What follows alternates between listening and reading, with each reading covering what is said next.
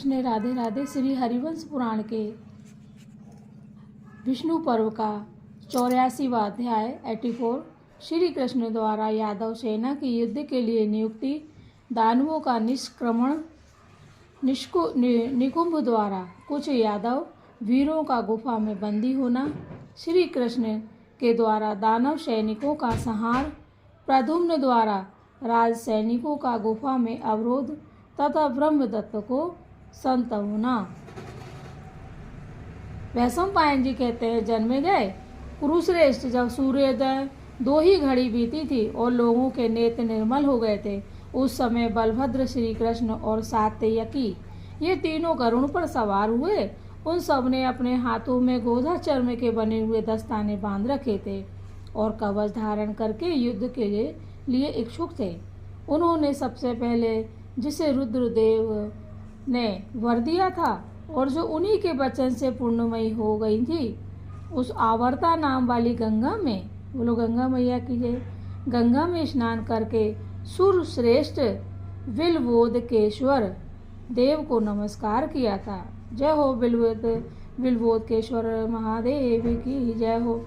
इसके बाद वे युद्ध की व्यवस्था में लगे थे। सबको मान देने वाले सत्पुरुषों के आश्रयभूत श्री कृष्ण ने सबसे आगे प्रद्युम्न को सेना की रक्षा के लिए उसके ऊपरी भाग आकाश में स्थापित किया। यज्ञ मंडप की रक्षा के लिए पांडवों को नियुक्त किया तथा शेष सेना को गुफा के द्वार पर नियुक्त करके भगवान श्री हरि ने जयंत और प्रवर को स्मरण किया।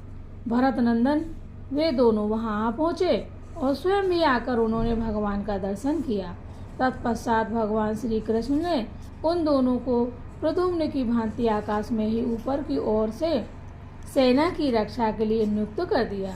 तदंतर श्री कृष्ण के कहने से युद्ध का डंका बजाया गया। शंख, मुरज तथा अन्य बाजे भी बज उठे। शांब और गद ने यादव सेना का मकर व्यूह बनाया।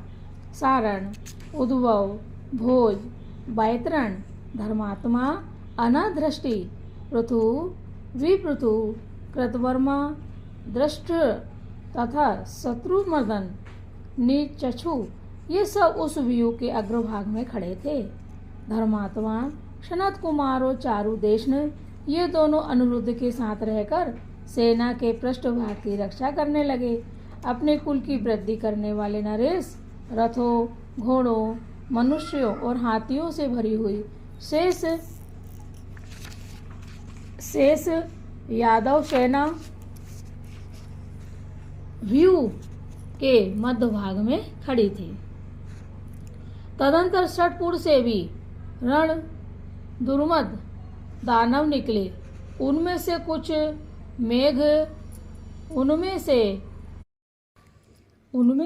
मेघ के समान गंभीर शब्द करने वाले गधों और हाथियों पर आरूढ़ थे। भरत नंदन कितने ही दैत्य वेगशाली मगरों, शिशु मारों, सूसों, भैंसों, गेड़ों, ऊँटों और कछुओं पर भी सवार थे। कितनों के पास इन्हीं वाहनों से जुते हुए रथ थे।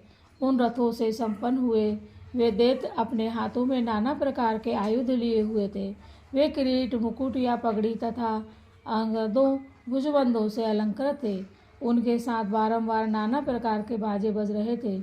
उन बाजों की आवाज़ में रथ के नेमियों पहियों की खड़खड़ाहट भी मिली हुई थी। वहाँ जोर जोर से शंख बजाए जाते थे, जो महान मेघों की गर्जना के समान गंभीर ध्वनि प्रकट करते थे।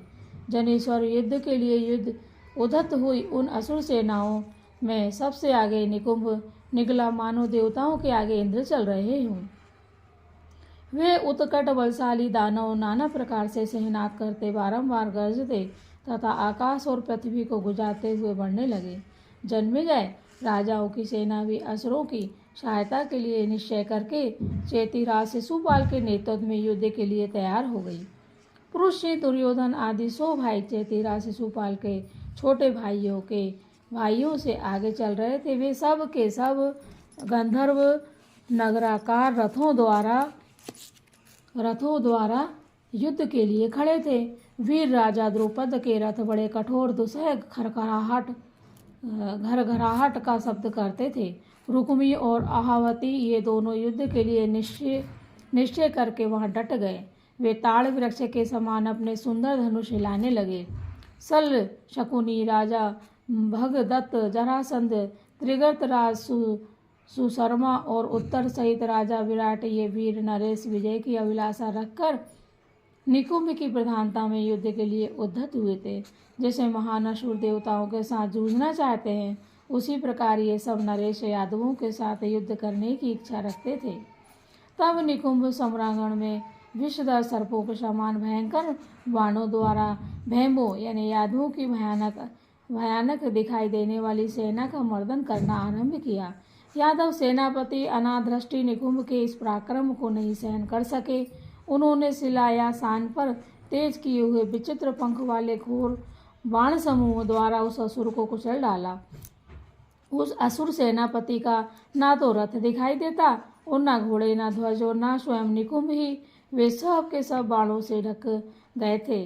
तब मायावी असुरों में श्रेष्ठ वीर निकुंभ ने सब ओर चक्कर लगाकर अपनी माया द्वारा भैम शिरोमणि यादव श्रेष्ठ अनादि दृष्टि को स्तंभित कर दिया। स्तंभित करके वह वीर अनादृष्टि को सटपुर नाम वाली गुफा में उठा ले गया और वहां बंद करके मायाबल का आश्रय लेने वाला वीर निकुंभ पुनः युद्ध भूमि में लौट आया। अब की बार युद्ध स्थल में पुनः मायाबल का आश्रय लेने वाले निकुंभ कृतवर्मा, चारुदेशन, भोज, वैतरण, सनत कुमार, जाम्बवती पुत्र ऋक्ष, निषट, उन्मुख तथा दूसरे बहुत से भोजवंशियों को उठा ले गया। जनेश्वर घोर यादव वीरों का सटपुर नाम वाली गुफा में ले जाते समय उस असुर की देह दिखाई नहीं देती थी, क्योंकि वह उसकी माया से आच्छादित थी।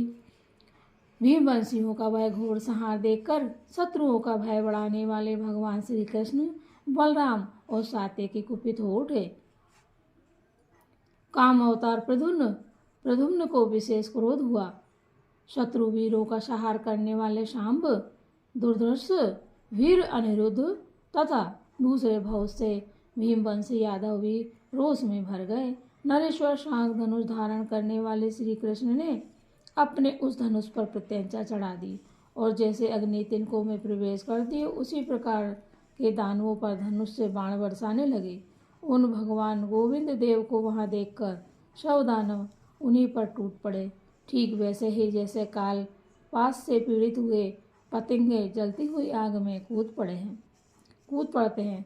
वह सहस्रों सघनी परिग अग्नितुल्य त्रिशूल तथा प्रज्वलित हुए फर से चलाने लगे। पर्वतों के शिखर, वृक्ष, भयंकर बड़ी बड़ी शिलाएं, मतवाले हाथी, रथ और घोड़े, इन सबको उठा कर भगवान श्री कृष्ण पर फेंकने लगे। जय श्री कृष्ण। परंतु जगत का हित करने वाले महातेजस्वी भगवान नारायण हरि ने हंसते हुए से अग्नि रूप होकर अपने बाणमय लपटों से उन सबको जलाकर भस्म कर दिया। जय श्री कृष्ण। जैसे धीर शरद ऋतु की वर्षा को चुपचाप सहन करता है, उसी प्रकार शत्रुओं का दमन करने वाले यदुश्रेष्ठ श्री कृष्ण जी दैत्यों की बाण वर्षा को धैर्यपूर्वक सहन करते रहे। परंतु जैसे बालू के बने हुए सेतु पुल मेघों द्वारा की गई वर्षा का वेग नहीं सह सकते, उसी प्रकार वे असुर नारायण श्री कृष्ण के धनुष से छूटे हुए बाणों को नहीं सह सके। भारत जैसे मुंह बाए हुए सिंह के सामने बैल नहीं ठहर सकते, उसी प्रकार वे बड़े बड़े असुर श्री कृष्ण के सम्मुख खड़े नहीं रह सके। नारायण के भय से पीड़ित हो उनके द्वारा मारे जाते हुए वे असुर जीवन की आशा का भार वहन करते हुए आकाश में उड़ चले। प्रभु आकाश में गए हुए उन असुरों को जयंत रूप और प्रवर प्रज्वलित अग्निशिखा के समान भयंकर बाणों द्वारा मार गिराते थे।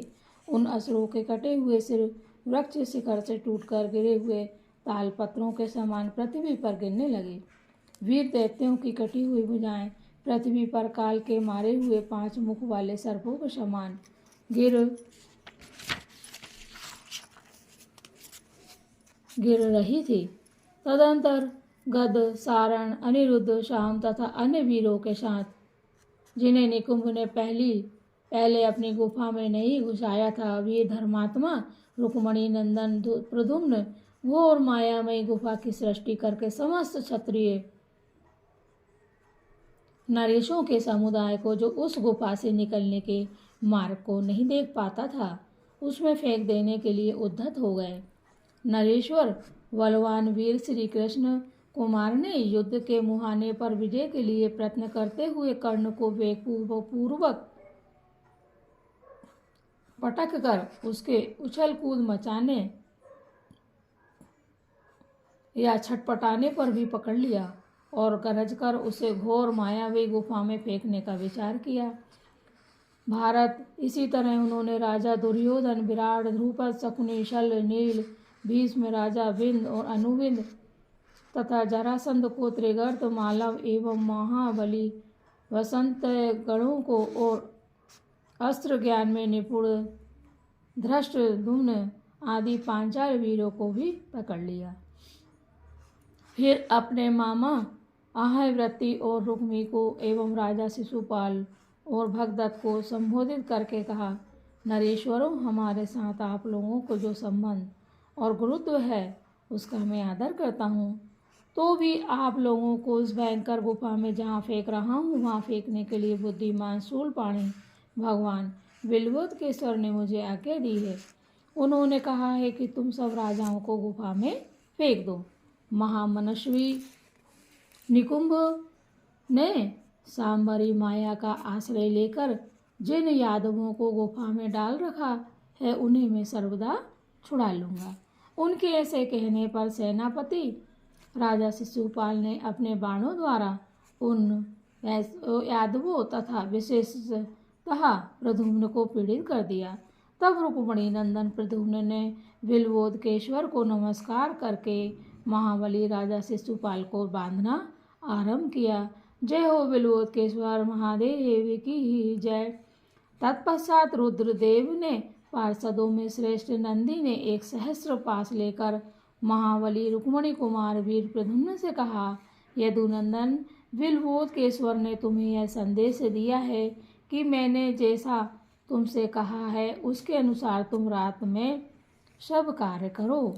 यदुनंदन, कन्याओं और रत्नों पर लुभाए हुए इन राजाओं को पासों से बांधकर फिर इन्हें मुक्त करने में तुम ही प्रमाण हो। तुम चाहो तो इन्हें छोड़ सकते हो। वीर महाबाहो, तुम इन असुरों को निशेष कर डालो, इनमें से एक को भी जीवित ना छोड़ो। तुम्हें जनार्दन से भी ऐसा ही कहना चाहिए। पृथ्वीपते कुरुनंदन, तदंतर उत्तम बल धारण करने वाले प्रद्युम्न ने भगवान शंकर के दिए हुए पासों से राजा भगदत्त, शिशुपाल, अहयव्रती, रुक्मी तथा शेष अन्य नरेशों को भी बांधा और उन सबको मायामयी गुफा में ले आए। रुक्मिणी कुमार ने फुफकारते हुए सर्पों के समान लंबी सांस खींचते हुए राजाओं को बांधकर डाल दिया और अपने पुत्र अनिरुद्ध को उनका रक्षक नियुक्त कर दिया। भारत यदुनंदन प्रद्युम्न ने उनमें से किसी को भी बिना बांधे नहीं छोड़ा। फिर उनके क्षत्रिय सेनापतियों, कोषाध्यक्षों तथा हाथी, घोड़ों और रथ के समूह को भी अपने अधीन कर लिया। प्रभु तत्पश्चात अव्यग्र यानी शांत भाव से स्थित हो वे असुरों को मार डालने के लिए उद्धत हो गए यानी तैयार हो गए और शनद रहकर दिश्रेष्ठ ब्रह्मदत्त से बोले, ब्राह्मण, आप निर्भय हो, अपना यज्ञ कर्म चालू रखें। देखिए, अर्जुन आपकी रक्षा में खड़े हैं। धृतराष्ट्र पांडव जिसके रक्षक हों उसे ना तो देवताओं से, ना असुरों और ना नागों से भी भय प्राप्त हो सकता है। असुरों ने आपकी पुत्रियों का मन से भी स्पर्श नहीं किया है।